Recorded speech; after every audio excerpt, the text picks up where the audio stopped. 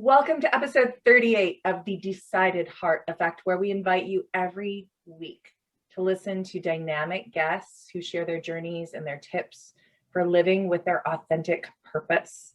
I'm Hillary, and this is my co-host, Sonia. And today we are joined by someone who his entire life has been one big Decided Heart Effect.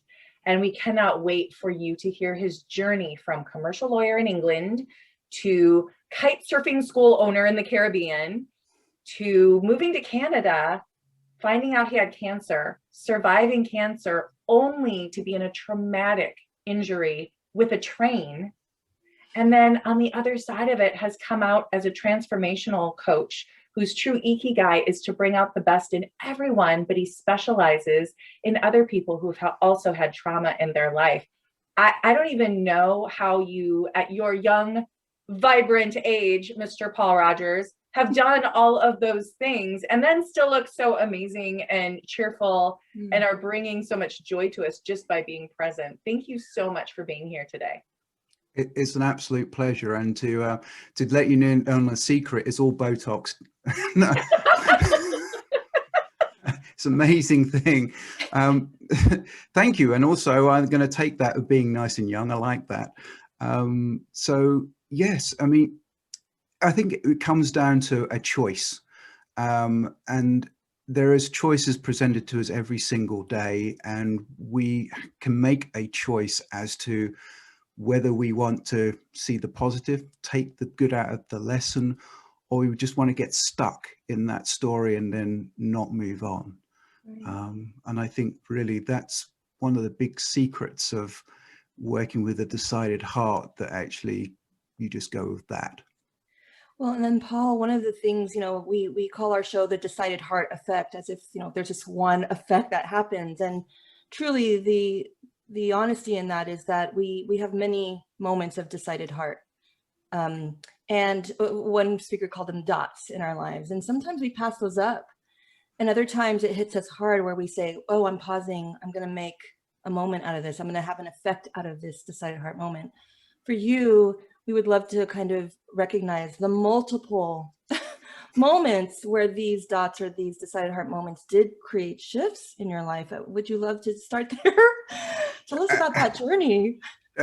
Absolutely, and I think the message behind that is that life tries to teach you lessons, and if you don't listen to them, that same lesson comes around again in a different way. So my lesson really started in being a commercial lawyer. I was pretty successful, moving to a kite surfing instructor. Now the only similarities there are we wore suits. One was a suit and one was a wetsuit, and I went to board meetings every day. But other than that, yes, it's actually stopping thinking with this all the time and actually just moving the focus down to what your heart and where your passion and your true feelings are. And so that's something where you don't get taught it once, it keeps coming around and reaffirming. So as Hillary said, the journey physically, but actually mentally and emotionally, that maps a same curve. And it would be nice if it was just one thing in your life. It would be like, oh yes, I made the decision, off I go. But life, unfortunately, isn't like that. No, it isn't. And what drove you to leaving being a commercial lawyer, and like, oh, I'm going to go to the Caribbean, I'm going to start a kite surfing school? I mean, I feel like that might not be the first thing everyone thinks of, just maybe. Yeah, if I asked you the question, what do you think he did next? That would not be the answer. Probably not. But, in the best will in the world, when I was that young, I kind of thought I knew it all. And I also quite candidly would say I was a complete arse. Now, I know that means something different in the States, but I was not particularly the best person to. I was a prickly, thinking I know it all person. And I got to the stage where I realized that just wasn't me, and it was just a facade, something I did to do the job well. I love that. And that's what, and you're like, so was it really this moment, Paul, of I don't like who I am, I need to take a different direction? And so what do I love? I love, that's kind of that ikigai thing. I love kite surfing. All right. Exactly. And it was a hobby I had at the time. And actually, I wasn't that good at it, but I thought I can get good because I love learning new things. And that's always been something which is where I've gone through life, always being curious. And so I took myself out to Dominican Republic. I was at 35 at that time. And it was the land of the beautiful bronze 18-year-old gap year people, and enter stage left, pasty white Englishman who is trying his best to sort of blend in. Now, I don't do well in the sun, so my blending in turned me bright pink. So not the best of ideas, but you know, it was great fun. And the worst that could have happened is I've had a 10-week break. But it didn't happen that way. You stay there, but that's not where you are now. What changed things and took you out of the Caribbean? Unfortunately, a commercial matter took me out of the Caribbean, where I was in partnership, and unfortunately, I was superfluous of it then to a requirement, so I was asked to leave, which at the time was ununderstandable and everything else. But now, that painful ending, actually, now it's an opportunity, and at the time, I'm quite happy now that I actually went through that, because that's brought me to where I am and on the rest of my journey. Yeah. You mentioned something that I've read, adversity to hope and opportunity. I think that's a mindset shift that's huge in terms of when we get kicked around, slapped around. Do we fall victim to that? Do we settle there and say, poor me? Or perhaps what you're a role model of that. How do I see this as an opportunity? And it sounds like in terms of the timeline so far, you've always saw things as an opportunity. If I'm an ass, that's not good. That's a sort of adversity to realize that. How do I move on to that? Can you speak more about it? Yeah, I think you're right. I always believe that there's two things. Being knocked down is not your choice. Staying down is your choice. And it's about, for me, taking responsibility for your own life. Some people call it being the CEO of their lives. And I love that. But also I realize a lot of people go and fire the CEO of their lives. So they fire themselves. And that's something, and I think taking that responsibility, it's empowering. You know, even though events may come along, you know that if you've got your own back, that you just ride with it. Hey, I'm a kite surfer, ride with the wave, rather than resisting, because that's where the stress kicks in of resisting what is going on. Right. And then and then there are things where you decide on your own, like, oh, I should shift myself. But then you had some very physical experiences, no choice. And the physical experiences where you're like, oh, well, now I didn't choose this. I didn't choose this timeline. Can you speak more about those two very physical experiences? Absolutely. In 2014, I was told that dreaded thing and had the call saying, I'm sorry, it's cancer. And it is as terrible as you can imagine it be. It feels like you've just disappeared down a hole. And it was a melanoma, and unfortunately it decided to take a little stroll up into my lymph nodes. So I had the lymph dissection, which a lot of ladies with breast cancer, that's the same type of operation. So I'm now an advocate for that, because as you said, it's not, no one goes out there saying I have that. But if you survive, I think that it's almost like I feel it's a paying it forward, that actually if you've survived and come out the other end, why wouldn't you try and help somebody who is going through it? Now, that's not just the individual, but caregivers as well, because it's not just you who gets it, it's the whole family. And that kind of is where leads to my next story, because if that wasn't good enough, I was driving back in North Quebec in March of 2018, with my 2-year-old in the car, my wife and my lovely Husky Malamute, and we drove over an unmanned crossing when a train hit the car, and it destroyed the car, destroyed us.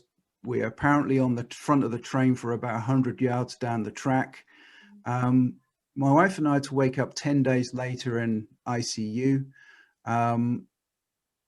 And really, when people say life-changing injury, I never knew what that meant. But at that moment, everything changed. My whole world disappeared. I couldn't remember my old world. And since then, I, again, have used and seized an opportunity to pay it forward again, to make that decision, to stick to that decision, and as before, find a true purpose and a passion. So it's actually, again, been something which has helped. Do you mind? I know it's a painful experience to share, but I think this story is so powerful of, you were given a 5% chance of living, and yet here you came through, but also I think what happened with your wife and your son and how they came through it. If you don't mind sharing that, it's such a beautiful part of the story. Painful but beautiful. No, it is. And this, I on public speaking, I mentioned this story, and it's not for sympathy or pity. That's kind of the worst thing you could give me, but it involves my beautiful white Husky Malamute. The firefighters told us that on the impact that he must have jumped over the back seats to land on top of my wife and 2-year-old. And if it wasn't for him doing that, then they would have certainly have died in the crash. Now, he did that at the cost of his own life. So he sacrificed himself without being asked to do that, and to make and allow us to live. Now, it's quite a circular story. We got him as a rescue dog, so we saved him, and then he saved us, and that gives me the story of that. Doesn't matter how destructive, how bleak, how gone your life is, that there's always an alternative story of love, beauty, and compassion if you are willing and able to see it. And I think to me, he's a hero. And there are people talk about heroes, but they don't always have to be in human form.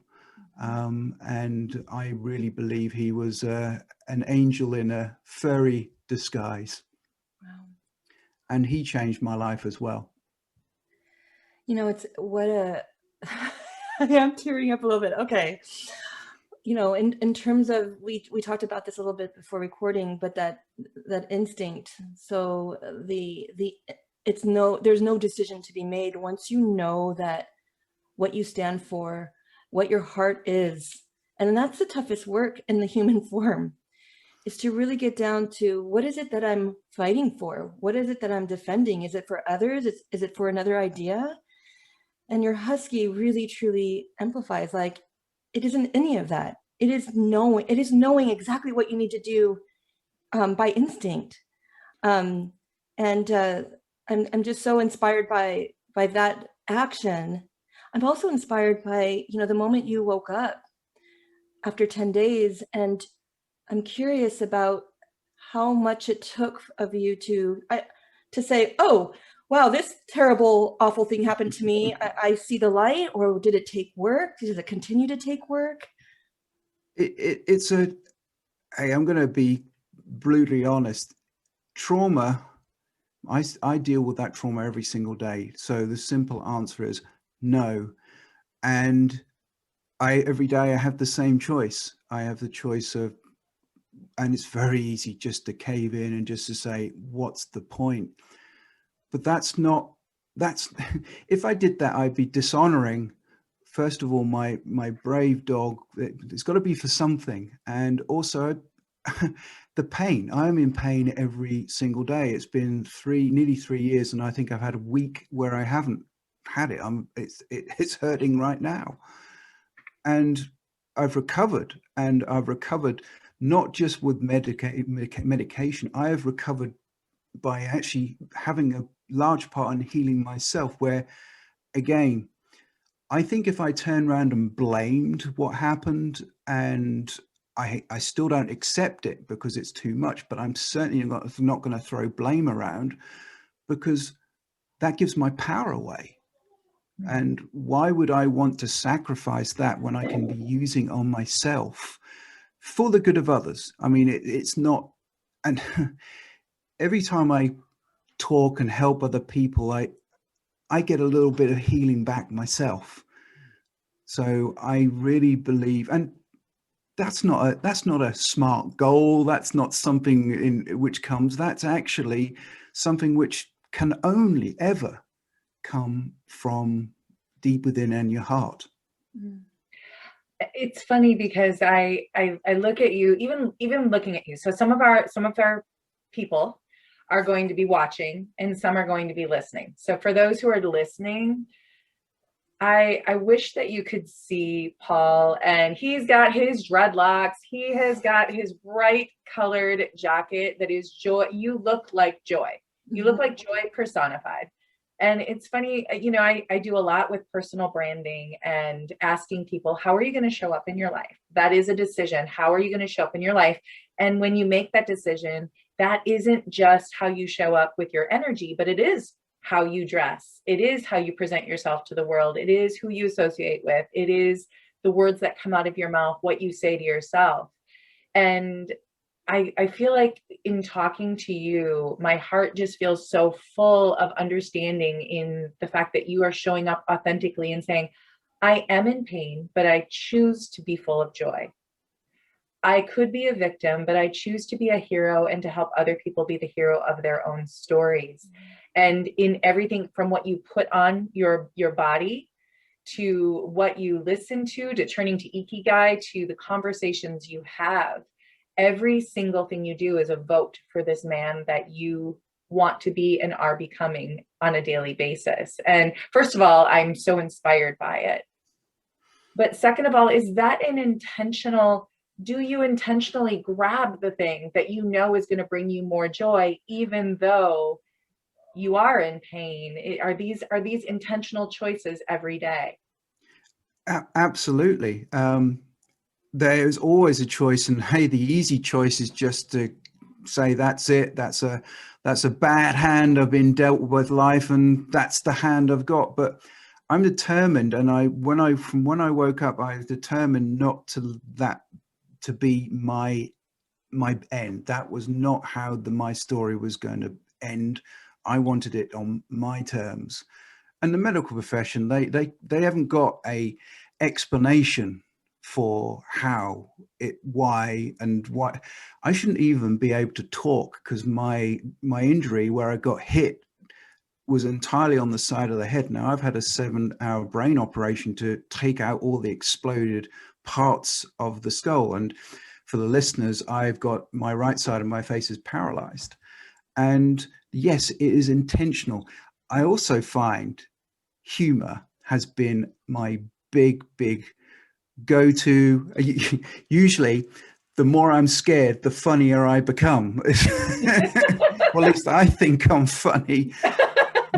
But you know, I think that you know, not taking it seriously, not actually, you know, being able to actually laugh at yourself and laugh at life. You know, if that's something you've done, then get up and smile at it and say, fine, all right, I'm still here. You missed. Oh yeah, by the way, I've got a cat.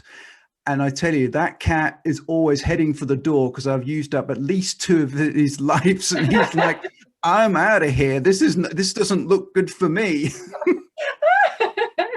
I definitely recognize that off the bat, Paul, about your sense of humor being kind of a super tool. And I really connect with that, because I don't know what the brain science is, but I know that chemical reaction is probably equivalent to anxiety and worry and fear. And I personally use sense of humor as well in terms of my forgiveness. And you just hit it on the spot. It's, what else is there to laugh about? I mean, are we just taking ourselves too seriously? And then what does that mean in terms of quality of life? And I would rather much be like laughing than being angry, or, sometimes crying is good, but I'd rather gut laugh where I'm crying. And I really did get that off the bat, is that is, and the connection with others, so much more positive to start there.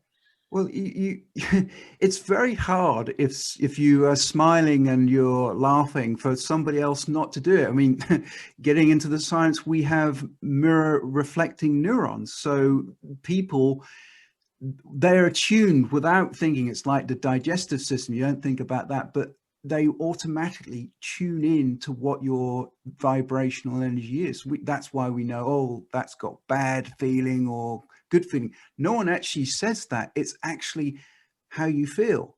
Now, again, we keep going back to feeling. And I mean, genuinely believe that that's the case. I suffer from chronic PTSD. Being run over by a train kind of does that to you, and go figure. And that's a challenge every day. Every day there could be one trigger, and I don't really know. I know noises, crowds, and metallic noises. They just, and it's involuntary. It's involuntary. The nervous system kicks in, but that's like a cloud going over the sun. I know it's going to move past it, and that's not who I am, but it's part of what it is. And I wouldn't, and this sounds crazy, I wouldn't go back and change a single thing about that, because without that, it wouldn't make me who I am right here. And actually, I wouldn't even be talking to you, because our paths would have never met. So that's, for me, another silver lining, that I get to talk to great people who are doing great things. So like attracts like, I believe. Yeah. It is such an honor. I want to make sure that we also give you a chance to talk about what it is that you do and how people can get a hold of you. We'll, of course, have all your links and all of those things in, but I do want to wrap up just for a second with a little bow. And besides telling you how honored we are to have you on, we love connecting with this energy. Sonia and I often talk about this idea of light, and when you get this energy together where people have the same purpose of creating positive change and helping others recognize their own superhuman superhero inside of them, that we feel that love and that energy hopefully permeating out. That's the goal, right? The goal is to bring people like you on. Well, there's no one like you, Paul, but that will help, will help other people say, and it's not I mean, I know your story would have, I feel like I could sit there and I could say, well, what's your excuse, y'all? Have you been in all these things, and why are you a victim, right? But you're not even saying that. What you're saying is, look, guys, every single day is a choice. How am I going to show up? How am I going to be of service? How am I going to laugh and bring joy? And how am I going to pay it forward? Like, that's it. That's it. And if each one of us can make the decision to say that, how am I going to show up today? How am I going to be of service? How am I going to bring joy? Those things right there could transform the communities and the world that we live in. So I just want to thank you so much. And now just yield the floor to you to talk about what it is that you do in your job at this moment. Absolutely. Now, also, it's important to recognize that it's not all sunshine and rainbows every day. There are days which are terrible, and that's okay. That's okay to actually acknowledge that there are days where you are not going to feel like that. The last thing, you just lock yourself in the room. That's okay. That doesn't mean you have slid back. It's just part of what you're dealing with. And I try and help people with trauma, and it's very important to recognize that actually it's not wonderful every day. There are some horrible things to deal with, but if you're able to at least, people call it faith, people call it everything, and I'm not going to particularly get into the religious connotations, but what is in you, the essence of you. And that's what I try to show people. I run a public speaking course, which is called Find Your Voice. And literally the whole thing is aimed at getting people to find and connect with their story. You are not the story, you are the lessons you take from that story. And that's the important thing you can give to somebody else, is don't get lost in the chapter, which is the story. Carry on reading the book, which is the lesson, which is why you can then help somebody else. And their power of story, there is nothing like it in the world. And right from when we are very small, story has always been something which we remember. And so that's a better way of communicating. I also, I'm in a non-profit organization called Core Mentors Association. And just basically, it's just all about helping other people. That's it. It's just people who come together who share the same idea that they just want to, and this sounds desperately cheesy, but it's not, to change the world, one person, one heart, one soul at a time. And if you pay it forward, if you really pay it forward, that's actually what it means. And if all of us do that, just take that one step, hold the door open for somebody, say thank you. It doesn't have to be big things. That's how real change begins. Yeah, that's what we really focus on in terms of the effect, decided heart effect. We can have our moments, we can stay there, and we can really be enlightened by that as an individual. I think what's really amazing about you and our previous guests is that they've decided to do something for others. You use the word, and I promise we'll end this soon, but I have to transform. Transform is a big part of the work that you do. Can you just briefly, I don't know if it's brief, but can you just explain why that word, and then we can close it up? Oh, no, it's very easy. It's actually two words in one. Form is us. That's our beliefs. It's our physical body we show up in. It's everything which is us. The trans means to go beyond, to soar above your form. We are greater than our form. We are here to actually learn, go beyond that. And everyone is a transformation. They just need to, once they sit and think about it, they realize that actually they have the same power as everyone else. I am so happy I asked that question. What a great way to end, in terms of our thought with our listeners and viewers. I just have to remind everyone, you do life coaching. I think I want to read out your mission: to help others experience the power and journey of transformation, to find their inner passion and true purpose. So those out there saying, I need some of that, where do I start? We have Paul here. Thank you so much for joining us, sharing your heart, your authenticity, your vulnerability. This entire conversation, I'm on the verge of just sobbing. I'm like right there on the edge, and I'm thankful for that. I'm thankful for that feeling that I have. So everyone, thanks for joining us today. Hopefully that, in terms of listening to Paul's story, that you're looking back in terms of those moments, maybe where you are today, and that you have some courage to kind of say hello to those decided heart moments and maybe take action. What is that effect going to be afterwards? Please subscribe to our YouTube channel, Spotify, Apple Podcasts, Google Play, all of those. We're on all those platforms. You can follow us also on our Instagram and Facebook pages, or connect with Hillary or I or Paul individually. Hillary does life coaching. I'm in the college admissions world. I already told Paul is about transformation. And until then, we will see you all next time. You guys have a great day.